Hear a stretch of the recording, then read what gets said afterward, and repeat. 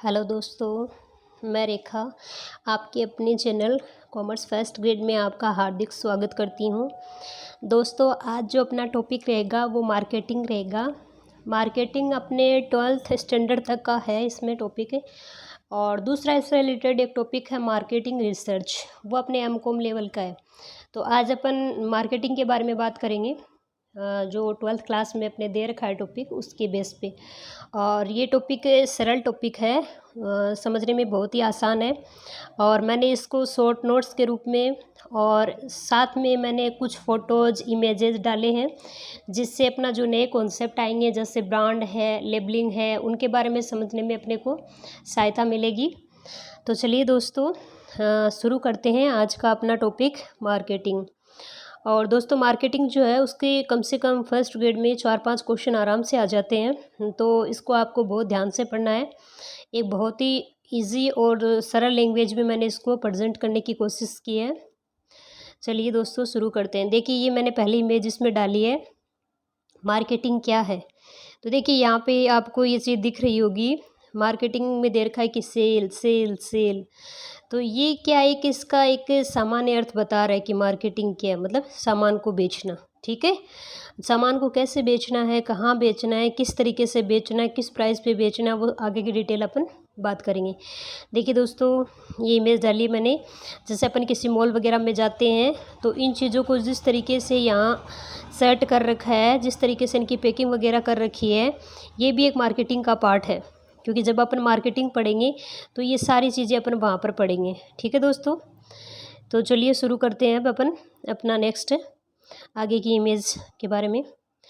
ये है आगे की इमेज, ये मार्केटिंग क्या है। वापस से, व्हाट इज़ मार्केटिंग। मैंने इन चीज़ों को, इमेजेस को इसलिए लिया है क्योंकि आप एक नए टॉपिक को अच्छे से समझना चाहते हो, तो उससे पहले आपके माइंड में एक पिक्चर बन जानी चाहिए कि मार्केटिंग होती क्या है। तो ये देखिए, ये जो लेडी यहाँ पे परचेज कर रही हैं, सामान चूज़ कर रही हैं अलग अलग तरीके का, तो ये सारा का सारा किस में आ रहा है, ये मार्केटिंग में ही आता है। ठीक है, क्योंकि आगे जब अपन डिटेल्ड इसकी चर्चा करेंगे तब आपको पता चलेगा। अब देखिए, मैंने इसको थोड़ा सा शॉर्ट रूप में, डायग्राम के रूप में भी समझाने की कोशिश की है। मार्केटिंग कवर्स मैनी एरियाज, यानी मार्केटिंग जो है वो अलग अलग प्रकार के, यानी भिन्न प्रकार के जो एरिया हैं, मैनी एरियाज को क्या करती है, कवर करती है। तो देखिए, इसमें देखो क्या क्या आता है। ऑनलाइन मार्केटिंग आती है। क्या आता है, ऑनलाइन मार्केटिंग अपन करते हैं ना आजकल। जो सिस्टम चला हुआ ऑनलाइन मार्केटिंग का ही चला हुआ है, ज़्यादा ऑफलाइन भी करते हैं लेकिन ऑनलाइन भी लोग करने लगे हैं। इसमें क्या होता है, एक पब्लिक रिलेशंस होता है। पब्लिक रिलेशन का मतलब होता है जनसंपर्क, यानी लोगों से संबंध स्थापित होते हैं। और मार्केटिंग में एडवर्टाइजमेंट होता है। एडवर्टाइजमेंट तो खूब आप देखते हो, जैसे टीवी पे देखते हो, कहीं आप बाहर जाते हो तो साइन बोर्ड वगैरह पे लगे हुए होते हैं, या फिर आपको कहीं ना कहीं मिल जाएंगे, न्यूज़पेपर में मिल जाएंगे।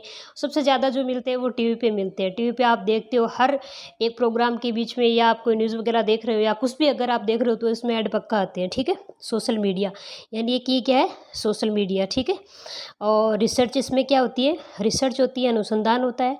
डायरेक्ट मार्केटिंग होती है। डायरेक्ट का मतलब देखिए होता है कि जैसे कोई सेलर है ना, सेलर क्या करेगा, अपने किसी एजेंट को भेजेगा किसी घर पर। ठीक है, वहाँ पे वो क्या जाएगा, घर पे जाके उनसे डायरेक्ट सेलिंग करेगा। मतलब आप इसको प्रत्यक्ष विक्रय भी बोल सकते हो। मतलब डायरेक्ट जाके उनके साथ डील करता है, उनको सामान बेचता है, उस प्रोडक्ट के बारे में बताता है, उनकी समस्याओं का समाधान करता है, तो वो डायरेक्ट मार्केटिंग में आता है। ठीक है, फिर एडवर्टाइजमेंटिंग ये आ गया।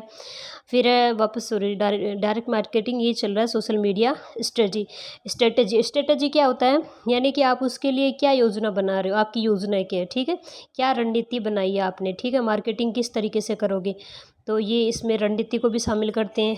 प्राइसिंग का मतलब आप एक प्रोडक्ट को तैयार कर रहे हो तो आपकी उसकी कॉस्ट क्या है, प्राइस क्या है, यानी एक कंज्यूमर उसको वहन कर पाएगा या नहीं। ठीक है, और फिर आता है ब्रांडिंग क्या है। ठीक है, वो भी इसमें आता है कि आपका ब्रांड क्या है, आप किस तरीके से बेचना चाहते हो। तो ये सारे के सारे किस में आते हैं, ये मार्केटिंग के बहुत से एरिया हैं। ठीक है, मतलब इन एरिया को क्या करती है, मार्केटिंग कवर करती है। ठीक है दोस्तों, ये एकदम शॉर्ट रूप में समझा है। मतलब आप कह सकते हो कि जैसे मार्केटिंग है उसका सामान्य क्या अर्थ है, तो उसके सामान्य अर्थ में ये सारी चीज़ें आती हैं। इन चीज़ों को शामिल करके अपन क्या बोल सकते हैं, मार्केटिंग। ठीक है, तो चलिए अब आगे शुरू करते हैं अपन। ये देखिए, यहाँ से अपना शुरू हो जाता है टॉपिक है, और थोड़ा सा इसको हिंदी में भी समझाने की कोशिश की है। अब देखिए इसमें पहला है ये जैसे मार्केटिंग है, ठीक है। तो इसमें क्या क्या आता है, जैसे एडवर्टाइजमेंटिंग आता है, ये आपको मैंने बता दी। सॉल्यूशन आता है, मतलब किसी समस्या का कोई समाधान वगैरह। कॉन्सेप्ट आते हैं, ब्रांडिंग आता है, रणनीति आता है, ये स्ट्रेटेजी वगैरह। आपको कोई अवसर होता है वो इसमें आता है। रिसर्च आते हैं, कस्टमर आते हैं, इनोवेट आते हैं, ठीक है। नए नए जो आप इनोवेट करते हो वो इसमें आते हैं। तो ये सारे के सारे मार्केटिंग में आती है। ये मार्केटिंग के तत्व ही होते हैं, ठीक है। ये मैंने थोड़ा सा आपको नॉर्मली समझाने के लिए ये डायग्राम लिया ताकि आपको चीज़ें अच्छे से समझ में आ जाए। अब चलिए बात करते हैं अपन इसके डिटेल, इस पे चर्चा करेंगे अपन। देखिए, विपणन उन व्यावसायिक क्रियाओं का निष्पादन माना जाता है। विपणन क्या माना जाता है? उन व्यावसायिक क्रियाओं का। व्यावसायिक क्रियाएं मतलब क्या होती हैं? जिसमें आप व्यवसाय करते हो, जैसे वस्तुओं का क्रय विक्रय करते हो, तो वस्तु का क्रय विक्रय करते हो तो वो व्यावसायिक क्रियाएं आती हैं, ठीक है। तो विपणन को उन व्यावसायिक क्रियाओं का निष्पादन माना जाता है। निष्पादन मतलब समापन, जिनके कारण वस्तु एवं सेवाएं उत्पाद से उपभोक्ता तक पहुंचती है। देखिए, ये इसका अर्थ है। आप बोल सकते हो कि जो मार्केटिंग है उसका सामान्य अर्थ क्या, तो ये क्या अर्थ है कि कोई वस्तु या कोई सेवा है, ठीक है, उत्पादक से मतलब क्या होता है? उसको बनाने वाला, ठीक है। भाई कोई ना कोई प्रोडक्ट है, उसको किसी ना किसी ने तो बनाया ही होगा, ठीक है। और उत्पादक से उपभोक्ता तक कैसे पहुंचेगी? उपभोक्ता कौन होता है? वस्तु का उपभोग करने वाला। उत्पादक कौन होता है? वस्तु को बनाने वाला, ठीक है। तो जहाँ से वस्तु बनी है वहाँ से लेकर उपभोक्ता तक किस माध्यम से पहुँचाई जाएगी, किस तरीके से पहुँचाई जाएगी, इसके बीच में जो भी प्रोसेस होनी है ना, वो सारी की सारी क्या आएगी? मार्केटिंग में आएगी, ठीक है। तो आप बोल सकते हो कि जैसे ये क्या है कि ये उत्पादक है, ठीक है। ये उत्पादक है और ये क्या कर रहा है? उपभोक्ता तक इसको कोई वस्तु पहुंचानी है, ठीक है। इसके लिए ये जो भी क्रिया करेगा ना, इन दोनों के बीच में जो भी क्रिया होगी ना, कि यहाँ से लेकर यहाँ तक सॉरी, यहाँ से लेकर यहाँ तक इस प्रोडक्ट को उपभोक्ता तक पहुँचाना है, क्योंकि उपभोग इसका कौन करेगा? उपभोक्ता करेगा। तो उत्पादक से लेकर उपभोक्ता तक अगर अपन वस्तु को पहुँचा रहे हैं तो उसके बीच में जो भी क्रियाएं होंगी वो किस में आ जाएंगी? मार्केटिंग में, ठीक है। तो इसको ही अपन क्या कहते हैं? विपणन। तो आपसे कोई सामान्य रूप से पूछे मार्केटिंग क्या होती है, तो आपको ये कहना है कि वस्तु और सेवा को उत्पादक से लेकर उपभोक्ता तक पहुँचाना ही आपका क्या कहलाता है? मार्केटिंग कहलाता है, ठीक है। चलिए आगे, ठीक है दोस्तों, ये आपके चीज़ बेसिक अर्थ इसका समझ में आ गया।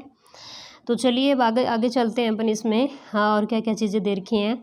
विनिर्माण में लगी फर्में। विनिर्माण का मतलब होता है जो वस्तुओं को बनाती हैं, ठीक है। विनिर्माण में लगी फर्में, जो फर्में वस्तुओं का निर्माण करती हैं। तो बोल रहा है कि फर्में वस्तुओं का उत्पादन अपने स्वयं के उपभोग के लिए नहीं करती हैं। भाई कोई भी संस्था है, मतलब ये जैसे कोई संस्था है, तो ये जैसे कि कोई प्रोडक्ट बना रही है, ठीक है। ये प्रोडक्ट जो बना रही है, क्या वो अपने स्वयं के लिए थोड़ी ना बना रही है, वो तो उपभोक्ताओं के लिए बना रही है। भाई जिसको इसकी आवश्यकता उनके लिए बना रही है। तो आवश्यकता किसको होती है? उपभोक्ता को होती है। तो उपभोक्ता इसका क्या करता है? उपभोग करता है। तो किसके लिए बनाई जाती है? उपभोक्ता के लिए। तो ये कह रहा है कि विनिर्माण में लगी फर्में वस्तुओं का उत्पादन अपने स्वयं के उपभोग के लिए नहीं करती हैं, बल्कि दूसरे लोगों के उपभोग के लिए करती हैं। यानी कि कोई भी विनिर्माण में लगी कोई भी संस्था है, वो कभी भी अगर उत्पादन करती है तो वो स्वयं के लिए कभी नहीं करेगी। वो किसके लिए करेगी? जो दूसरे लोग हैं, जिनको ये वस्तुएं चाहिए, जिनकी आवश्यकताएं होती हैं, जिसको इस वस्तु की, उस प्रोडक्ट की ज़रूरत होती है, उनके लिए क्या करती है? वस्तुओं का उत्पादन करती है, ठीक है। तो ये अपना क्या बेसिक अर्थ में आ गया। इसमें मेरे हिसाब से आपको कोई डाउट नहीं है कि यानी वस्तु सेवाओं का उत्पादक से उपभोक्ता तक पहुंचाना आपका क्या है? मार्केटिंग, ठीक है। और देखिए आगे बात करते हैं। वस्तु एवं सेवाओं को, यानी कि जो भी वस्तु या सेवा है, उत्पादक से उपभोक्ता तक ले जाने के लिए कई प्रक्रियाएं करनी पड़ती है। क्योंकि भाई देखिए, ये यहाँ पर मान लो एक प्रोडक्टर है, ठीक है, यानी उत्पादक है, ये किसी प्रोडक्ट को बनाता है, ठीक है। तो प्रोडक्ट को बनाता है तो ये तो है नहीं कि यहाँ से बनाया डायरेक्ट यही ना सबको डिस्ट्रीब्यूट कर दिया या इसने काम में ले लिया, क्योंकि ये खुद तो काम में लेता नहीं है। तो ये क्या करेगा? इसको मान लो कि यहाँ तक, ये कौन आपका? ये आपका कंज्यूमर है, और इस कंज्यूमर तक मान लो आपको कोई वस्तु पहुंचानी है। ये बना तो खूब सारे प्रोडक्ट रहा है, लेकिन अब उन प्रोडक्ट को यहाँ तक पहुंचाना भी तो पड़ेगा ना। तो यहाँ उत्पादक से लेकर उपभोक्ता तक जब वस्तु को पहुंचाया जाता है, तो इसके बीच में ये जो आपका क्राइटेरिया है ना, इसके बीच में, यानी ये आपका उत्पादक है और ये आपका उपभोक्ता है, ठीक है। तो ये जो उत्पादक है ये यहाँ से लेकर यहाँ तक, यानी उत्पादक उपभोक्ता को जो वस्तु पहुँचाएगा, तो इसके बीच में इसको बहुत सारी क्रियाएं संपन्न करनी पड़ेंगी। वो कौन कौन सी क्रियाएं होंगी उनके बारे में अपन डिटेल चर्चा करेंगे। तो ये अपना यहाँ से लेके यहाँ के बीच में इसके बीच में जो भी क्रियाएं होंगी ना, वो क्या होंगी, विपणन में शामिल होंगी। ठीक है, अब वो कौन कौन सी क्रिया उनके बारे में बात करते हैं। ठीक है, जैसे प्रक्रियाएं। ओके, तो यहाँ से देखिए प्रक्रियाओं में आ जाएंगे आपका, जैसे उत्पाद का रूपांकन, कि भाई आप एक उत्पाद तैयार कर रहे हो तो उसका रूप क्या होगा, ठीक है, उसका आकार क्या होगा, ठीक है, ये सारी की सारी उसके रूपांकन में आती हैं। तो एक उत्पाद को जैसे आपने तैयार कर लिया, तैयार करने के बाद ये तो है नहीं कि उसको डायरेक्ट आप भाई जैसे आपने कोई प्रोडक्ट तैयार किया, अभी प्रोडक्ट आपने तैयार कर लिया तो इसको डायरेक्ट तो आप कंज्यूमर तक पहुंचाओगे नहीं, इसको और भी तो इसकी पैकिंग वगैरह करनी पड़ेगी, इसका ब्रांड वगैरह करना पड़ेगा, प्राइस निर्धारित करनी पड़ेगी, तो बहुत सारे काम होते हैं। ठीक है, इसका आकार क्या होगा, इसकी साइज़ क्या होगी, वो सारा डिसाइड करना पड़ता है। तो उत्पाद के रूपांकन में आती है। तो उत्पाद का रूपांकन करेंगे, फिर व्यापार और इसका क्रय विक्रय करेंगे। ठीक है, और क्रय विक्रय से पहले इसमें पैकेजिंग की जाएगी। पैकेजिंग ये एक अच्छा कॉन्सेप्ट है, इसमें से क्वेश्चन आते हैं, तो ये आगे पढ़ेंगे पूरा डिटेल में। ठीक है, नॉर्मली बता देती हूँ। पैकेजिंग का मतलब होता है जैसे आप कोई प्रोडक्ट खरीद के लाते हो तो उसके बाहर जो भी आकर्षक, जो भी उसको पैक करके रखा होता है, जिस भी कागज़ में, जिस भी पॉलीथीन में, वो क्या होती है, पैकिंग होती है। भंडारण का मतलब क्या होता है कि भाई जैसे आपने कोई वस्तु बनाई और उसकी डिमांड अगर ज़्यादा होती है तो आपको उसके लिए क्या करना पड़ता है, भंडारण करके रखना पड़ता है। परिवहन का मतलब होता है कि उस वस्तु को पहुंचाने के लिए आप कौन सा माध्यम काम में ले रहे हो और उसका ब्रांड क्या होगा। ठीक है, ब्रांड वगैरह, पैकेजिंग, इन सब की डिटेल आगे पढ़ेंगे। और विक्रय करना उसका, और उसका विज्ञापन करना, और उसका मूल्य निर्धारण करना, इन सभी क्रियाओं को विपणन क्रिया कहते हैं। तो देखो इसमें ना पूरा ये जो आपका एक आया ना, ये कॉन्सेप्ट है, इसमें पूरे का पूरा डिटेल्ड आ गया। अगर आपने ये चीज़ें यहाँ से लेके यहाँ तक अगर आपने ये चीज़ समझ ली तो आपका पूरा का पूरा मार्केटिंग आपको समझ में आ जाएगा। ठीक है, बेसिक अर्थ तो अपने को पता है क्या होता है कि भाई जैसे उत्पादक से लेकर उपभोक्ता तक वस्तु को पहुँचाना क्या है, मार्केटिंग है। अब उसके बीच में जो भी क्रियाएँ हो रही है ना, उन क्रियाओं को जिस तरीके से करते हैं, जिस माध्यम से करते हैं, जैसे की जाती हैं, वो सारी की सारी मार्केटिंग में आती है। ठीक है, तो यहाँ से देखिए, ये यहाँ से लेके यहाँ तक लास्ट, इसकी पूरी डिटेल आ गई इसमें। ठीक है, इसमें कुछ भी नहीं छूटा है। और ये जो चीज़ें, इनका रूपांकन करना, व्यापार, पैकेजिंग, भंडारण, परिवहन, ब्रांडिंग, विक्रय, विज्ञापन, मूल्य निर्धारण, ये सारी चीज़ें अपन आगे धीरे धीरे थोड़ा थोड़ा इनको पढ़ते चले जाएंगे। ठीक है दोस्तों, चलिए आगे चलते हैं। ये टॉपिक थोड़ा है बड़ा, लेकिन है बहुत इजी, बहुत ही इजी है। और मैंने इसको शॉर्ट नोट्स में इतना मतलब इजी तरीके से प्रस्तुत करने की कोशिश किया, आपको हर एक चीज़ समझ में आ जाएगी। देखिए, आपको टॉपिक में याद ज़्यादा चीज़ें नहीं करनी होती, कॉन्सेप्ट समझना होता है। अब अपन ने इतना पढ़ा है पीछे, तो उसमें आपको समझना है, कॉन्सेप्ट समझना है बस। उसमें याद करने लायक आपको कोई भी चीज़ नहीं है। ठीक है, कॉन्सेप्ट आप समझ रहे हो धीरे धीरे, कुछ डाटा वगैरह होते हैं जो आपको याद करने पड़ते हैं। ठीक है, क्योंकि देखिए कॉन्सेप्ट एक बार समझ में आ जाता है ना, तो उसको बार बार क्या पढ़ना होता है भाई। कॉन्सेप्ट का मतलब होता है, जैसे मैं आपको एक एग्जांपल देती हूँ। जैसे आपने साइकिल चलाना सीखी, ठीक है, तो साइकिल किस तरीके से चलाई जाती है, वो सारी प्रक्रिया आपको आती है। वो एक बार सीख ली तो आप भूल जाओगे क्या, उसको कभी नहीं भूलोगे। ठीक है, तो वही कॉन्सेप्ट होता है। आप किसी चीज़ को समझ रहे हो तो उसके बारे में जानना, यानी उसका आधार, उसका बेस, उसका मीनिंग, उसकी प्रगति, उसके बारे में उसका महत्व है, उसका बेसिक अर्थ अगर आपने समझ लिया तो फिर आपके कहीं प्रॉब्लम नहीं आएगी। और डाटा का मतलब होता है कि उससे रिलेटेड कुछ भी आ गए डाटा, जैसे कितने प्रतिशत है, और जैसे ब्रांड कितने प्रकार का होता है, ब्रांड कैसा होना चाहिए, पैकेजिंग कितने प्रकार की होती है, तो वो डाटा जो होता है, मतलब डाटा में मतलब संख्याएं आ जाती हैं, तो उनका थोड़ा सा अपने को याद करना पड़ता है। बाकी को इसमें तो देखिए कुछ याद करने लायक कुछ चीज़ ही नहीं है, ईजी टॉपिक है, कुछ भी हार्ड नहीं है इसमें, बहुत ही ईजी टॉपिक है। ठीक है, तो चलिए शुरू करते हैं इसमें आगे अपन अपना कॉन्सेप्ट। देखिए, फिर विपणन मात्र उत्पादन के बाद की क्रिया नहीं है। ये कहता है कि विपणन मात्र उत्पादन के, जैसे आप ये सोचने लग जाओ भाई ये जो प्रोडक्टर है, इसने एक प्रोडक्ट बनाया, मतलब प्रोडक्शन कर रहा है, तो जैसे इसने प्रोडक्शन कंप्लीट कर लिया तो उसके बाद की क्रिया नहीं है, कि उसके बाद ठीक है इसने कोई जैसे लक्स बनाई, लक्स साबुन बना दी, ठीक है, तो ये लक्स साबुन बना दी, इसका उत्पादन कर लिया और अपने पास रख लिया, तो इसके बाद ही विपणन शुरू हो जाएगा। तो उसके बाद की क्रिया नहीं है, इसमें कई वे क्रियाएं सम्मिलित है जो वस्तुओं के वास्तविक उत्पादन से पूर्व की जाती हैं। तो आप ये सोचते हो कि भाई विपणन तो हमेशा क्या है, प्रोडक्शन होता है, प्रोडक्शन के बाद की क्रिया होती है, ऐसा नहीं है। जब आप प्रोडक्शन करते हो तो उससे पहले भी आपको बहुत सारी क्रियाएं करनी पड़ती हैं, बहुत सारी क्रियाएं करनी पड़ती है का मीन्स क्या होता है कि जैसे आपको कौन सा प्रोडक्ट बनाना है, कैसा बनाना है, किस मात्रा में बनाना है, उपभोक्ता की क्या डिमांड है, उपभोक्ता की क्या आवश्यकता है, तो उन चीज़ों से संबंधित आपको सूचनाएं जुटानी पड़ती हैं, ठीक है। आप सूचनाएं एकत्रित करते हो, उसके बाद आप स्थान का चयन करते हो, उसकी प्राइस डिसाइड करते हो, तो उसमें बहुत सारी मतलब चीज़ें आपको क्या पहले ही सोचनी पड़ती हैं, पहले कुछ क्रियाएं आपको शुरू करनी पड़ती हैं। तो ये नहीं कि उत्पादन के बाद भी ये बहुत, वैसे ये चीज़ है ना बहुत अच्छी चीज़ है, पॉइंट है, इसमें से क्वेश्चन बन सकता है, तो आपको इसको ध्यान से समझना है। तो विपणन क्या है, उत्पादन के बाद की क्रिया नहीं है, बल्कि इसमें कई भी क्रियाएं सम्मिलित हैं जो वस्तुओं के वास्तविक उत्पादन से पूर्व की जाती हैं। मतलब उत्पादन से पूर्व ही विपणन शुरू हो जाता है, ना कि उत्पादन के बाद, ठीक है। तो उत्पादन से पूर्व ही अपनी क्या शुरू हो गई, मार्केटिंग, तथा उनके विक्रय के पश्चात भी जारी रहती है। यानी कि उत्पादन से पूर्व शुरू होती है, यानी उत्पादन होता है, जैसे आप प्रोडक्शन कर रहे हो, तो ये जो विपणन है वो कहाँ से शुरू होता है, प्रोडक्शन के बाद शुरू नहीं होगा, यानी उत्पादन के बाद शुरू नहीं होगा, उत्पादन से पहले शुरू होगा। और जब आपने वस्तु का उत्पादन कर लिया और इसका आपने क्या कर दिया, विक्रय कर दिया, तो विक्रय के बाद भी ये चालू रहता है। तो विक्रय के बाद कैसे चालू रहता है अभी, विक्रय के बाद इसलिए चालू रहता है कि जैसे कस्टमर को आपने वस्तु दे दी, उसके बाद भी उनको बहुत सारी आप सेवाएं उपलब्ध करवाते हो, उनकी समस्याएं सुनते हो, उनकी समस्याओं का समाधान करते हो, वस्तु को पहुंचाते हो, तो वो सारी की सारी क्या होती है, विक्रय के बाद की क्रियाएं होती हैं, ठीक है। तो इसमें यही बात समझाना चाह रहे हैं, ठीक है। तो ये कहता है जो वस्तुएं वास्तविक उत्पादन से पूर्व की जाती हैं तथा उनके विक्रय के पश्चात भी जारी रहती हैं, यानी उत्पादन से पहले शुरू होंगी और विक्रय के बाद भी जारी रहेंगी।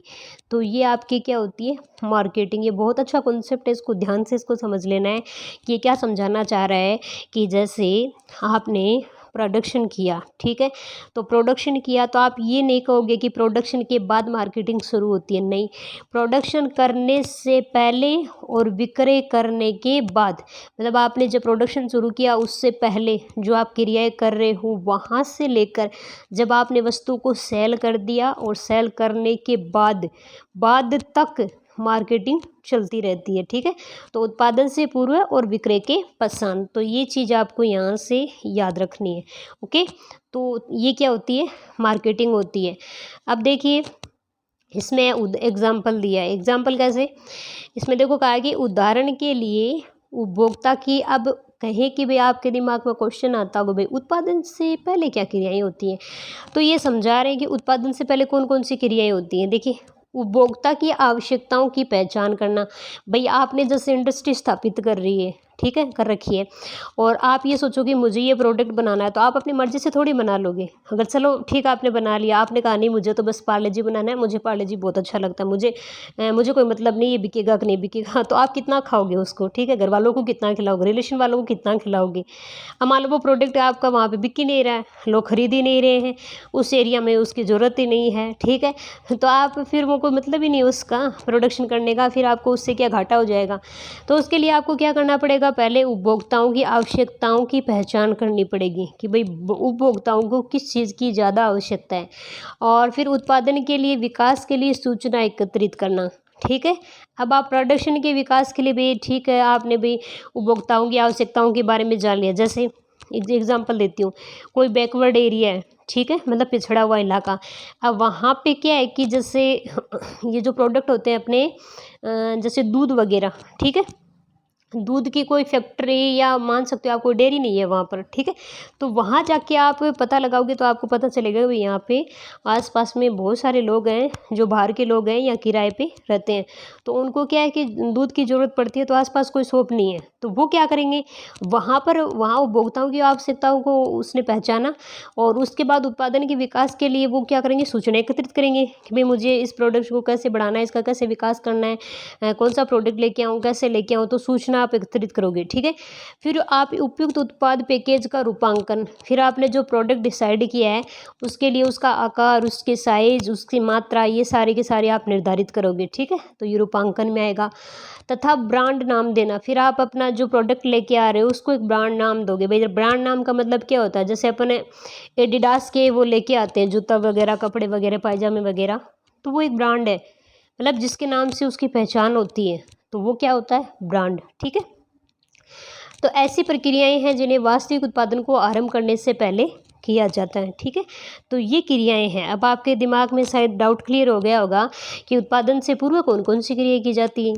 तो उत्पादन से पूर्व देखिए, उपभोक्ता की आवश्यकताओं की पहचान करना।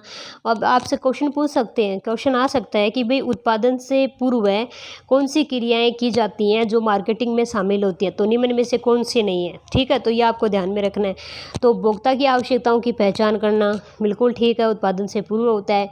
उत्पादन के विकास के सूचना एकत्रित करना बिल्कुल ठीक है, ये भी प्रोडक्शन से पहले होता है। उपयुक्त उत्पाद पैकेजिंग का रूपांकन करना, बिल्कुल उत्पाद पैकेजिंग का आपको रूपांकन करना है, ये भी पहले होता है, ठीक है। तथा ब्रांड नाम देना, ब्रांड को आप क्या नाम दोगे, तो ये भी पहले होता है। तो ऐसी क्रियाएं जिन्हें वास्तविक उत्पादन को आरंभ करने से पहले किया जाता है, वो सारी की सारी क्रियाएं किस में आती हैं, मार्केटिंग में आती है, ठीक है। अब देखिए, फिलिप कोटलर जी की एक परिभाषा है, बहुत ही शानदार परिभाषा है और अच्छी परिभाषा है। ये शायद आई थिंक, मुझे अभी तो याद नहीं आ रहा है, लेकिन ये शायद पेपर में आई हुई परिभाषा है। देखिए, तो बात करते हैं फिलिप कोटलर जी क्या कहते हैं। फिलिप कोटलर कहते हैं, यह एक सामाजिक प्रक्रिया है। कौन सी प्रक्रिया बताए इसको, सामाजिक प्रक्रिया। अब क्वेश्चन यहाँ से पुटअप हो सकता है, क्या पुटअप हो सकता है कि भाई मार्केटिंग एक सामाजिक प्रक्रिया है, किसका कथन है, तो फिलिप कोटलर का, ठीक है। तो देखिए इसको ना आगे पढ़ते हैं, क्या कहते हैं, जिसके अनुसार लोगों के समूह है, मतलब लोगों का क्या होगा, समूह है, समूह उत्पादों का सर्जन कर, मतलब समूह उत्पादों का मतलब क्या होता है, भाई एक आदमी के लिए तो अपन कोई वस्तु बनाएंगे नहीं, बहुत सारे लोगों का समूह होगा, तो उसके लिए अपन उत्पाद का क्या करेंगे, सर्जन कर उन वस्तुओं को प्राप्त करते हैं जिनको जिनकी उनको आवश्यकता है। भाई क्या करेंगे, एक अपन जो कंज्यूमर है उनकी आवश्यकताओं के बारे में पता लगाया और अपने प्रोडक्ट का किया गया सर्जन किया और वस्तु को प्राप्त करते हैं जिनकी, मतलब उनको वो लोग उपभोक्ता जो होते हैं उन वस्तुओं को प्राप्त करते हैं जिनकी उनको क्या होती है, आवश्यकता, तथा उन वस्तु एवं सेवाओं का स्वतंत्रता से विनिमय करते हैं जिनका कोई मूल्य नहीं है। और वस्तुएं जो सेवाएं हैं उनका स्वतंत्रता से क्या करते हैं, वो विनिमय करते हैं। विनिमय का मतलब लेन देन, जिसका कोई मूल्य है, तो उसका कोई ना कोई क्या होता है, भाई आप कोई भी प्रोडक्ट खरीद के लाते हो तो ये तो है नहीं कि फ्री में आपको मिल जाएगी, उसका कुछ न कुछ आपको क्या देना पड़ता है, मूल्य देना पड़ता है, आपको प्राइस उसकी पेड करनी पड़ती है, मतलब आपको कुछ न कुछ उसका पेमेंट करना पड़ता है, तब वो आपको जाके मिलती है। तो बहुत अच्छी परिभाषा है और ये आ भी सकती है, ठीक है। तो देखिए याद कैसे करोगे, छोटा सा मैं आपको ट्रिक बता देती हूँ। देखिए अब इसको ट्रिक कैसे बनाएंगे, कोटलर है तो कोट, भाई कोट को क्या करेंगे अपन, भाई कोट को लोग क्या करते हैं, सर्दियाँ आती है तो समूह में खरीद के लाते हैं, ठीक है, मतलब एक उत्पाद है और भाई कोट आप खरीद के ला रहे हो समूह में, तो इसका आपको क्या करना पड़ेगा, बहुत ज़्यादा उत्पादन करना पड़ेगा, ठीक है, क्योंकि उत्पादन के बिना तो काम चलने वाला नहीं है, ठीक है। तो प्रोडक्शन मतलब एक कोट है उसका प्रोडक्शन कर रहे हो तो आप एक कोट का तो करोगे नहीं, बहुत सारे उत्पादों का करोगे, ठीक है। क्यों करोगे, क्योंकि लोग उसको क्या करेंगे, काम में लेंगे, लोगों की वो क्या एक तरीके से आवश्यकता है, ठीक है। तो यहाँ से इसको फिर बना लेंगे, आवश्यकता है तो किसकी है, तो ये क्या होगी, एक सामाजिक प्रक्रिया, मतलब समाज में प्रक्रिया चलती रहती है, क्या प्रक्रिया, कि लोगों के लिए एक समूह, लोगों का एक समूह होता है जिसके लिए उत्पादों का क्या करते हैं, बनाते हैं, उनका सर्जन करते हैं और लोग उनको प्राप्त करते हैं, इससे लोगों की आवश्यकताएं पूरी होती हैं और वो वस्तुओं का क्या करते हैं, स्वतंत्रता पूरे विनिमय करते हैं, ठीक है। तो इस कोट को लेके इस कोट की परिभाषा को आप याद कर सकते हो। देखिए और कोई तरीका नहीं होता इन चीज़ों का, या एक दूसरा तरीका ये है कि आप बार बार इनको पढ़ते रहो, बार बार पढ़ोगे तो आंखों के सामने आएंगे, आंखों के सामने आएंगे तो इजी वे से याद हो जाएंगे, ठीक है। ये हो गई अपनी कोटलर जी की परिभाषा। अब देखिए थोड़ा सा फंक्शंस के बारे में बता रखा है कि भाई क्या क्या कार्य होते हैं इसमें मार्केटिंग में। और तो अपन इसका नॉर्मली अर्थ देखते हैं। देखिए इसमें है कि identify needs of the consumer, पहला इसमें क्या कार्य होता है, ये चीज़ अपन ने पढ़ लिया। Identify needs of the consumer यानी कंज्यूमर की आवश्यकताओं का पता लगाना, ये कार्य होता है पहला मार्केटिंग का। सबसे पहले आप क्या करोगे, जो कंज्यूमर है उसकी आवश्यकता यानी उसकी नीड का आपको क्या लगाना पड़ेगा, पता। ठीक है। दूसरा काम आपको क्या करना है, प्लानिंग एंड प्रोडक्ट डेवलपमेंट, यानी आपको योजना बनानी पड़ेगी। और किसके लिए, प्रोडक्ट डेवलपमेंट, यानी आप जो प्रोडक्ट बना रहे हो उसके विकास के लिए आपको योजना बनानी पड़ेगी। योजना के बिना तो काम चलना नहीं है। प्रोडक्ट का डेवलपमेंट करना है, प्रोडक्ट को आगे बढ़ाना है, खूब बेचना है, तो उसके लिए प्लानिंग बनानी पड़ेगी।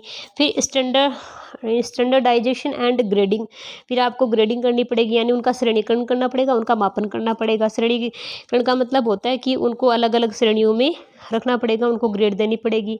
जैसे आप बहुत सारे प्रोडक्ट बना रहे हो तो ये तो है नहीं कि साबुन को बना के वहीं रख दिया, पेन को बना के रख दिया एक ही कैटेगरी में, एक ही कैटेगरी में नहीं आएंगे, अलग अलग होंगे। ठीक है। तो उनको स्टैंडर्डाइज करोगे और उनकी ग्रेडिंग करोगे। पैकेजिंग एंड लेबलिंग, ठीक है, आपने उनका अलग अलग श्रेणीकरण कर दिया, अलग अलग चीज़ों को अलग अलग रख दिया। जैसे साबुन को अलग रख दिया, बिस्कुट को अलग रख दिया, पेन्स को अलग रख दिया, जूते अलग रख दिए, कपड़े अलग रख दिए। ठीक है। फिर उसके बाद क्या होगी, उनकी पैकेजिंग और लेबलिंग, फिर उनको पैक करोगे अच्छे तरीके से, फिर उन पर लेबल लगाओगे। ठीक है। और फिर इसमें होगा ब्रांडिंग एंड कस्टमर सर्विसेज, फिर उसका ब्रांड आप नाम दोगे उसको, फिर उस कस्टमर को सर्विसेज देनी है। फिर आप उसका क्या करोगे, प्राइसिंग, मूल्य निर्धारण करोगे, फिर उसका प्रमोशन यानी परिवर्तन करोगे।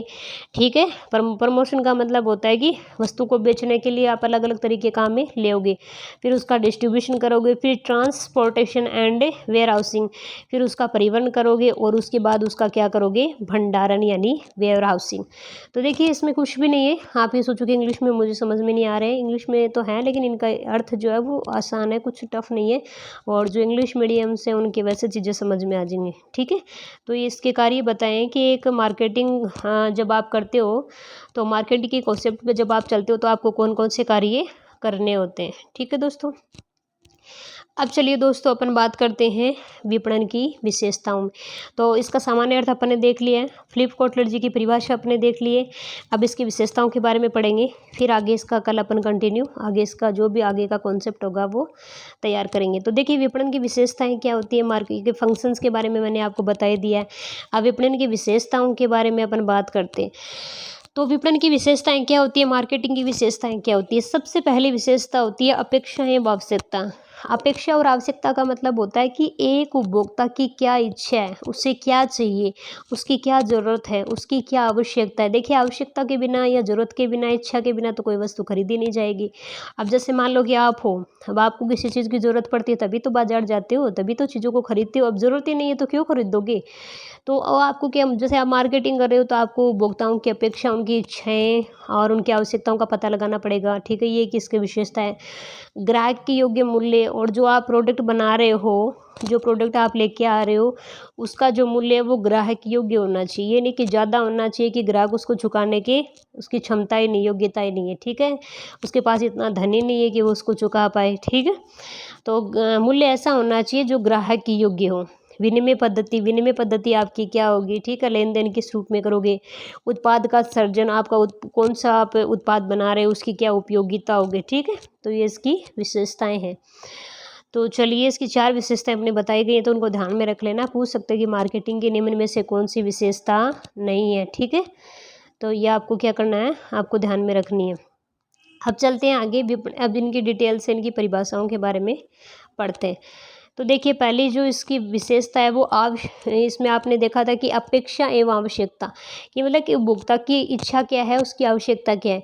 विपणन प्रक्रिया व्यक्ति एवं समूहों को, विपणन प्रक्रिया यानी जो मार्केटिंग जो प्रोसेस है उसमें व्यक्ति एवं समूह को, भाई कोई भी व्यक्ति या समूह को वह जो कुछ चाहते हैं उसे प्राप्त करने में सहायक होती है। मार्केटिंग जो प्रक्रिया है वो कस्टमर या कस्टमर्स का जो समूह होता है, जिन कस्टमर को कुछ चाहिए होता है उन्हें प्राप्त करने में क्या करती है, ये सहायता ही करती है। ठीक है। विपणन प्रक्रिया का पूरा ध्यान लोगों की एवं संगठनों की आवश्यकताओं पर होता है। विपणन प्रक्रिया का पूरा ध्यान किस पे होता है कि भाई किस व्यक्ति को क्या चाहिए, कौन से से संगठन को क्या चाहिए, मतलब एक प्रत्येक व्यक्ति को क्या चाहिए, कौन से एरिया में कौन से वस्तु की क्या डिमांड है, कोई संगठन बनने हुए हैं तो उन संगठनों को किन चीज़ों की आवश्यकता है, तो ये क्या होता है, एक मार्केटिंग होती है। तो उसमें क्या होता है, अपेक्षा एवं आवश्यकता का मतलब होता है कि एक जो कंज्यूमर होता है या जो अन्य जो व्यक्ति होते हैं, संगठन होते हैं, उनकी आवश्यकताएं क्या होती हैं, उनकी अपेक्षाएं क्या होती हैं, तो इन सबको इसमें क्या किया जाता है, शामिल किया जाता है।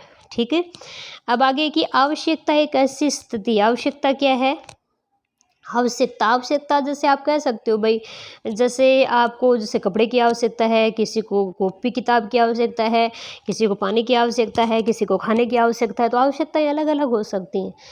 तो है कि आवश्यकता एक स्थिति है, आवश्यकता क्या है, एक स्थिति है जिसमें व्यक्ति किसी चीज़ से वंचित हो जाता है। मतलब व्यक्ति क्या होता है कि भाई जैसे उसको किसी आवश्यकता, कोई वस्तु की आवश्यकता और वो उसे नहीं मिलती है, वो उससे क्या हो जाता है, वंचित, अथवा उसे लगता है कि वह वंचित रह गई, या उसे ऐसे लगता है कि वो चीज़ मुझे मिली नहीं, मेरे पास है नहीं, या पास में मेरे सुविधा नहीं है कि मैं इस वस्तु को ला सकता हूँ। यदि इसकी पूर्ति नहीं होती है तो व्यक्ति असंतुष्ट और असहज हो जाता है। भाई जैसे पानी पीना आपकी क्या आवश्यकता है, ठीक है, जैसे आप गाड़ी में सफ़र कर रहे हो और आप रेगिस्तान की साइड सफ़र कर रहे हो और आपको क्या है कि जैसे आप पानी की बोतल नहीं लेके गए, पानी की बोतल नहीं लेके गए तो आपकी है क्या, वो एक आवश्यकता है।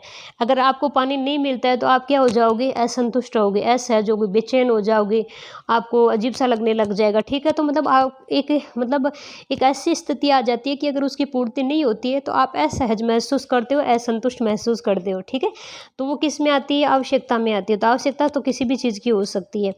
अपेक्षाएं मनुष्य के लिए, अपेक्षाएं देखिए क्या होती हैं, अपेक्षाएं मनुष्य के लिए आधारभूत होती हैं। अपेक्षाएं मनुष्य के लिए क्या होती हैं, आधारभूत, तथा यह किसी वस्तु विशेष के लिए नहीं होती। और ये कोई अपेक्षाएं कोई वस्तु विशेष के लिए नहीं होती हैं। दूसरी ओर आवश्यकताएं शालीनतापूर्वक परिभाषित वे उद्देश्य हैं जो अपेक्षाओं की संतुष्टि कर सकती हैं। ठीक है, और दूसरी तरफ आवश्यकताएं क्या है, शालीनतापूर्वक परिभाषित वे उद्देश्य हैं जो अपेक्षाओं की क्या करते हैं, संतुष्टि।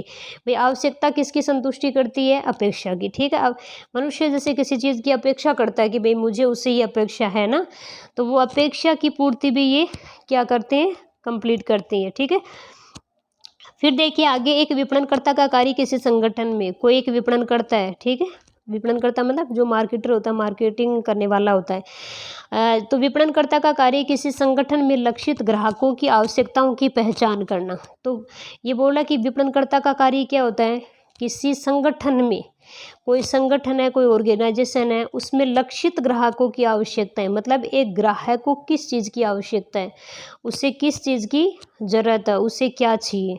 ठीक है, तो भाई क्योंकि आवश्यकता का मतलब ये होता है कि उसको किस चीज़ की ज़रूरत है, उसे क्या चाहिए, किस समय उसे कौन सी चीज़ पसंद है, या उसे किस समय कौन सी चीज़ें चाहिए। तो देखिए किसी संगठन में लक्षित ग्राहकों, यानी आपने जो टारगेट, जो आपके ग्राहक हैं, उनकी आवश्यकताओं की पहचान करना। तो उनकी आवश्यकताओं की आप क्या करते हो, पहचान करते हो, तथा उन उत्पाद एवं सेवाओं का विकास करना। जैसे आपने वो आवश्यकताओं की पहचान की तो उसके बाद उस उत्पाद को आप बनाना शुरू कर दोगे, उन सेवाओं को या उत्पाद को आप क्या कर दोगे, उसका विकास करना शुरू कर दोगे, जो इन अपेक्षाओं एवं अभावों की पूर्ति करते हैं। तो व्यक्ति की जो अपेक्षा थी, जो इच्छा थी, जो अभाव थे उनकी, ये क्या करता है, या जो आवश्यकता थी उनकी पूर्ति करता है। ठीक है, उसके बाद देखिए दूसरी क्रिया क्या होती है इसमें, जैसे ही आपने उपभोक्ताओं की आवश्यकता का पता लगाया तो अब आप उत्पाद का क्या करोगे, सर्जन करना शुरू कर दोगे। सर्जन का मतलब आप वस्तु को बनाना शुरू कर दोगे या उसका निर्माण शुरू कर दोगे। तो इसमें आता है विपणनकर्ता बाजार के लिए उत्पाद का निर्माण करता है। तो देखिए आ गया ना यहाँ पे, विपणनकर्ता अब क्या करेगा, बाजार के लिए उत्पाद का निर्माण करेगा। मतलब उसने आवश्यकता का पता लगा लिया कि भाई जैसे किसी एक पर्टिकुलर एरिया में किसी कस्टमर को जैसे बुक्स की ज़रूरत है, तो वहाँ पे उसने उसके बारे में पता लगा लिया, उपभोक्ताओं की आवश्यकताओं के बारे में पता लगा लिया। अब उस उत्पाद का वो वहाँ पर क्या करेगा, बाजार स्थापित करेगा, उत्पाद का निर्माण करना शुरू कर देगा। बाजार उत्पाद से अभिप्राय किसी वस्तु की अथवा सेवा के संपूर्ण प्रस्तावना से है, जिनके लक्षण है, आकार है। मतलब आप उत्पाद का निर्माण कर रहे हो तो उसमें उस प्रोडक्ट का आकार है, उसकी गुणवत्ता है, उसकी रुचि है, भाई उसमें कितने लोग रुचि रख रहे हैं आदि, जो एक निश्चित मूल्य पर है, निश्चित दुकान अथवा स्थान पर उपलब्ध होता है। ठीक है, तो आपने उस उत्पाद का क्या किया, निर्माण किया, और फिर आपने उसका बाजार स्थापित किया। बाजार स्थापित करने का मतलब है कि जो आप वस्तु या जो सेवा लेके आ रहे हो उसके लिए लोगों को आपने क्या दी है, प्रस्तावना दी है, और उस प्रोडक्ट से संबंधित आप बाजार में उनके जो वस्तु उसके आकार, गुणवत्ता, उसकी रुचि के आधार पर एक निश्चित मूल्य पर और निश्चित दुकान पर और एक निश्चित स्थान पर आप उनको क्या करवाते हो, उपभोक्ता को उपलब्ध करवाते हो। ठीक है, तो ये उत्पाद का क्या कहलाता है, सर्जन। और फिर आप क्या करते हो कि बाजार में बेची जाने वाली वह श्रेष्ठ वस्तु जिसका विकास संभावित क्रेताओं की आवश्यकताओं, प्राथमिकताओं के विश्लेषण के पश्चात किया जाता है। और बाजार में बेची जाने वाली जो श्रेष्ठ वस्तु है उसका विकास संभावित क्रेताओं, यानी कि जो संभावित उसके क्रेता हैं, उनकी आवश्यकताओं, उनकी प्राथमिकताओं के विश्लेषण के पश्चात किया जाता है। क्योंकि भाई आवश्यकता उसकी, जो ग्राहक की आवश्यकता है, उसकी अपेक्षा है, उसको तो ध्यान में आपको रखना पड़ेगा, उसको प्राथमिकता आपको देनी पड़ेगी। उसके बाद ही आप क्या करोगे, एक श्रेष्ठ वस्तु का निर्माण करोगे। तीसरा देखिए इसमें पॉइंट है ग्राहक की योग्य मूल्य। देखिए कोई भी वस्तु अगर आप सेल कर रहे हो तो उसका मूल्य ज़्यादा नहीं होना चाहिए, क्योंकि अगर ज़्यादा मूल्य हुआ तो फिर उसको कस्टमर क्या खरीद नहीं पाएगा, तो उस प्रोडक्ट को बनाने से कोई मतलब नहीं है। उसकी आवश्यकता के अनुसार और उसके मतलब इतना मूल्य हो कि वो उसको वहन कर सके। भाई जैसे एक एग्जांपल देती हूँ, जैसे ये आपका ए है, ठीक है, और ए को मतलब जैसे ए बाजार जाता है मोबाइल खरीदने के लिए, ठीक है। अब एक को क्या है कि जैसे दुकानदार ने एक दिखाया 1,00,000 रुपए का मोबाइल और एक उसको दिखाया 10,000 रुपये का मोबाइल। अब इसमें चलो कुछ एक्स्ट्रा फीचर्स तो हैं, लेकिन जो ए है उसके पास इतने पैसे नहीं हैं कि वो 1,00,000 रुपये चुका सके। तो उसने क्या किया कि उसके पास इतने ही पैसे हैं, जैसे 10,000 रुपये हैं उसके पास, तो 10,000 रुपये से वो क्या करेगा, एक ऐसा मोबाइल ले लेगा जिसमें लगभग इसके सेम फीचर्स होंगे और इससे उसका क्या है, काम चल जाएगा। ठीक है, तो इस तरीके से मतलब ये नहीं है कि ग्राहक जो होता है वो ज़्यादा मूल्य चुकाने के उसकी क्षमता नहीं है, फिर आप उसको ज़्यादा मूल्य का प्रोडक्ट दे रहे हो या बेच रहे हो तो उसको वो खरीदेगा ही नहीं, क्योंकि उसके पास इतने रुपए ही नहीं है, और तो रुपए नहीं हो तो उसको खरीदेगा नहीं, या उसकी प्राइस ऐसी होनी चाहिए जिससे वो उसको आसानी से खरीद सके। ठीक है, तो चलिए देखिए क्या कह रहे हैं। तो इसमें कहते हैं ग्राहक की योग्य मूल्य विपणन प्रक्रिया क्रेताओं विक्रेताओं के बीच वस्तुओं एवं सेवाओं के विनिमय को सुगम बनाती है। अब ये जो विपणन प्रक्रिया, इसी के कारण क्रेता और जो विक्रेता होते हैं उसकी उनके बीच वस्तुओं सेवाओं का विनिमय आसानी से होता है। एक विपणनकर्ता का यह कार्य है कि वह उत्पाद को अधिक मूल्यवान बनाए। एक विपणनकर्ता का कार्य क्या है कि उत्पाद को अधिक मूल्यवान बनाए, कि उत्पाद का अधिक क्या हो, मूल्य हो, जिससे कि ग्राहक अन्य प्रतियोगी वस्तुओं की तुलना में इनको पसंद करे। मतलब इस तरीके से उसको उपयोगी बनाए कस्टमर के लिए, ताकि उसको ग्राहक या अन्य प्रतियोगिता वस्तुओं की तुलना में उसको पसंद करे। ठीक है भाई, प्रतियोगिता क्योंकि प्रतिस्पर्धा तो काफ़ी है, लेकिन उस प्रतिस्पर्धा में भी वो अपने प्रोडक्ट को खरीदे। तो मतलब मार्केटर को ऐसा कार्य करना चाहिए जैसे उसके पास जो भी उत्पाद है उसको इस तरीके से कस्टमर को बेचे ताकि कस्टमर को नुकसान भी नहीं हो और वो उस चीज़ को खरीद भी ले, और उसके खुद को भी इतना नुकसान नहीं हो जो सेलर है उसको। तो इस तरीके से वो क्या करेगा, इस प्रतिस्पर्धा के युग में लोगों को, जो ग्राहक है उनको क्या करवाएगा, अपना प्रोडक्ट, अपनी वस्तु पसंद करवाएगा। ठीक है, इनके क्रय का निर्णय लेगा, ताकि इससे क्या है कि जो ग्राहक है वो उस वस्तु को क्रय कर पाएगा। ठीक है, अब आती है विनिमय पद्धति। विनिमय पद्धति क्या होती है भाई, जैसे पहले रुपए नहीं चलते थे तो लोग क्या करते थे, विनिमय के द्वारा वस्तुओं का लेन देन करते थे। मतलब जैसे एक व्यक्ति के पास अगर कोई वस्तु ज़्यादा है और एक के पास कम है तो वापस में उसको क्या कर लेते हैं, एक्सचेंज कर लेते थे। ठीक है, मतलब बदल लेते थे। भाई किसी के पास ज़्यादा वो वस्तु होती तो वो दूसरे को दे देता और उसको जो ज़रूरत होती वो दूसरे व्यक्ति से ले लेता। तो पहले तो ऐसे होता था। और देखिए अब क्या है, विपणन प्रक्रिया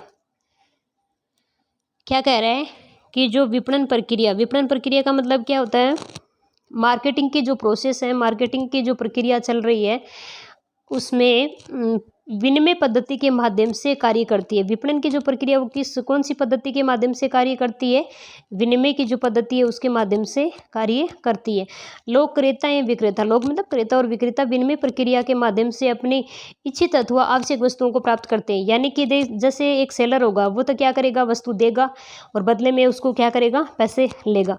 तो एक देगा और एक लेगा। पहले भाई वस्तुएं आपस में लेन देन कर लेते थे, और आज क्या होता है, जैसे एक जैसे सेलर है वो क्या कस्टमर को कोई वस्तु देगा और कस्टमर उसको क्या दे देगा, पैसे दे देगा, यानी उस वस्तु का निश्चित प्रतिफल उसको चुका देगा या उसको पेमेंट कर देगा। दूसरे शब्दों में विपणन प्रक्रिया मुद्रा अथवा लोग जिसे मूल्यवान समझते हैं के बदले में वस्तु या सेवाओं को प्राप्त करना है। भाई मैंने आपको बता दिया कि जैसे पहले तो वस्तु के बदले वस्तु ली दी जाती थी, लेकिन आज के समय में अपन क्या करते हैं, जैसे कोई वस्तु लेनी है तो उसके बदले में अगले को मुद्रा दे देंगे। किसी व्यक्ति को उसकी आवश्यकता है तो वो अपने को मुद्रा दे देकर अपन उसको वस्तु दे देंगे। ठीक है, तो ऐसे इसको क्या कहते हैं, विनिमय कहते हैं। ठीक है, और फिर विनिमय से अभिप्राय उस प्रक्रिया से, विनिमय से क्या मतलब है, विनिमय से अभिप्राय उस प्रक्रिया से है जिसके माध्यम से दो या दो से अधिक पक्ष किसी अन्य पक्ष से इच्छित वस्तु अथवा सेवा प्राप्त करने के लिए एकजुट हो जाते हैं। कि दो या दो से अधिक पक्ष क्या होंगे, किसी अन्य पक्ष से अपनी इच्छा की वस्तु या सेवा प्राप्त करने के लिए एकजुट होते हैं, जो किसी अन्य वस्तु के बदले में देना चाहते हैं। या तो उसको उसके बदले में वस्तु दे देंगे या उसके बदले में उसको मुद्रा का भुगतान कर देंगे। ठीक है, देखिए फिर आगे, वस्तुओं का उत्पादन अलग अलग स्थानों पर होता है। भाई कोई भी वस्तु है वो एक स्थान पे बनती नहीं है, अलग अलग जगह पे बन के आती है। तो देखिए जैसे अपना इलाका है इधर का, किसी का इलाका किसी का भी मान लो अपना, जैसे आप हो, आपके इलाके में क्या है, जैसे सेब वगैरह खूब होते हैं और आम वगैरह भी हो जाते हैं, लेकिन आपके इलाके में मान लो कि गेहूँ वगैरह नहीं होती है, तो आपको दूसरे इलाके से मंगवानी पड़ेंगी। तो वो मार्केटिंग के थ्रू तो होता है कि भाई एक जहाँ पर किसी वस्तु की कमी होती है तो वो मार्केटिंग के थ्रू उसकी क्या होती है, पूर्ति होती है। तो वस्तुओं का उत्पादन अलग अलग स्थानों पर होता है तथा उनका वितरण विभिन्न मध्यस्थों के माध्यम से एक विस्तृत क्षेत्र में किया जाता है, जिसमें वितरण के विभिन्न स्तरों पर विनिमय होता है। भाई क्योंकि एक वस्तु एक एरिया में तो ठीक है, वहाँ पे उसका प्रोडक्शन हो जाता है, लेकिन सारी वस्तुएं एक एरिया में नहीं मिलती हैं। तो उसको जहाँ पर जिस एरिया में वस्तु की कमी होती है तो उस एरिया में क्या करना होता है, उस वस्तु को पहुँचाना होता है। तो जैसे आप मान लो कि यहाँ से अपने यहाँ पे बाजरे का उत्पादन होता है, जैसे जम्मू कश्मीर में नहीं होता है, तो अब यहाँ से राजस्थान से जैसे जम्मू कश्मीर में आप क्या पहुँचाओगे, बाजरा। ठीक है, तो ये क्या एक मार्केटिंग के थ्रू होगा, और मार्केटिंग कैसे होगी, मध्यस्थ के माध्यम से मार्केटिंग होगी। तो इसके वो क्या करेंगे, यहाँ से वहाँ तक मार्केटिंग के माध्यम से उनको उपभोक्ता तक इसका वितरण करेंगे या उनकी यहाँ से मध्यस्थों के माध्यम से पहुँचाएंगे। ठीक है, अब देखिए इसमें कहा है कि विपणन को इसलिए विपणन का सार कहा जाता है, सॉरी विनिमय को इसलिए विपणन का सार का, बहुत ही अच्छा क्वेश्चन बना है, वेरी वेरी इंपॉर्टेंट।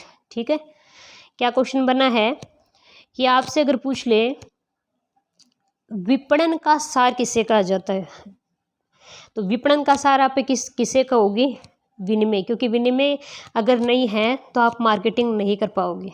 आप एक बार सोच के देखो, अगर मान लो कि आप वस्तु खरीद रहे हो तो आप ठीक है, आपका जो आप तो कंज्यूमर होगा, आपने वस्तु खरीद लिया, आपकी आवश्यकता की वस्तु आपको मिल गई, लेकिन मान लो जो सेलर है उसको आपने पैसे नहीं दिए, तो कितने दिन आप फ्री में खरीद लोगे, वो क्यों काम कर रहा है, उसे भी तो पैसे चाहिए ना, उसकी भी तो पूर्ति होनी चाहिए। तो अब ये किस लिए या मान लो आप चलो पैसे नहीं दे रहे हो तो वस्तु के बदले वस्तु तो आपको देनी पड़ेगी, कुछ तो देना पड़ेगा, तभी तो आप मार्केटिंग कर पाओगे, तभी उसकी आवश्यकता की पूर्ति होगी, आपकी आवश्यकता की पूर्ति होगी। तो अगर आप ये नहीं कर रहे हो तो उसमें फिर क्या, वो मार्केटिंग नहीं है। ठीक है, तो इसलिए जो विनिमय है इसको क्या कहा गया, विपणन का सार कहा गया। तो आपसे पूछ ले विपणन का सार किससे कहा गया, तो विनिमय को।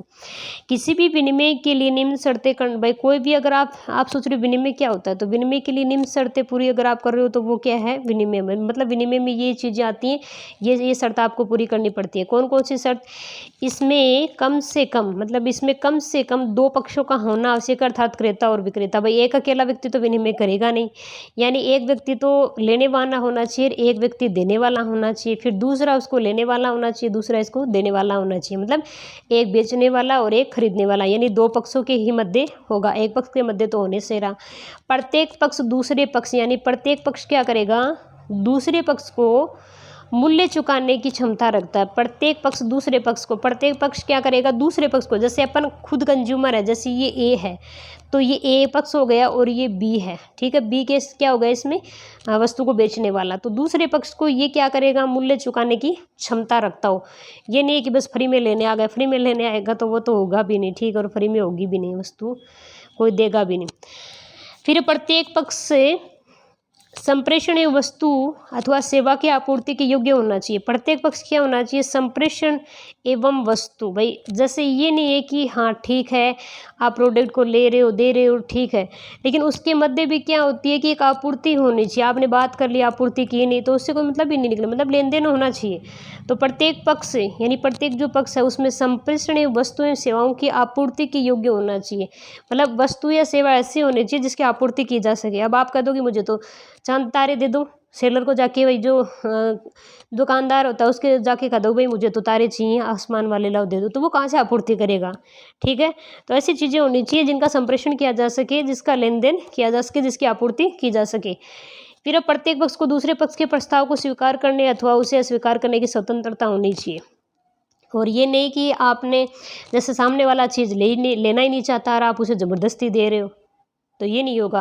भाई जैसे आप किसी को कोई चीज़ दे रहे हो तो सामने वाले की भी तो स्वीकृति होनी चाहिए। भाई जैसे कोई कस्टमर आया और वो आपकी दुकान में काफ़ी टाइम से खड़ा है, ठीक है, वो दुकान में मान लो कि किसी चीज़ की तरफ बार बार देख रहा है, तो अब ये तो है नहीं कि भाई आपने सोचा अच्छा ये पंखा देख रहा है तो उसको पंखे की जरूरत, आपने उसको पंखा दे दिया और बोला कि लाओ पैसे दो, ऐसा थोड़ी होता है। उसने कहा ही नहीं, उसकी स्वीकृति भी तो होनी चाहिए ना। तो दोनों पक्षों में क्या है कि उसमें सहमति होनी चाहिए, प्रस्ताव होना चाहिए, प्रस्ताव की क्या होनी, स्वीकृति होनी चाहिए। ठीक है, तो ये उसकी क्या होनी चाहिए, उनको स्वतंत्रता होनी चाहिए। आप ज़बरदस्ती किसी को थोड़ी ना कोई चीज़ दे सकते हो। फिर विभिन्न पक्ष एक दूसरे से लेन देन करने के लिए इच्छुक होने चाहिए और दोनों पक्ष एक दूसरे से क्या लेन देन करने के इच्छुक होने चाहिए। इस प्रकार से प्रस्ताव की स्वीकृति अथवा अस्वीकृति स्वैच्छिक होती है। आप उसे स्वीकार भी कर सकते हो और आप उसको अस्वीकार भी कर सकते हो।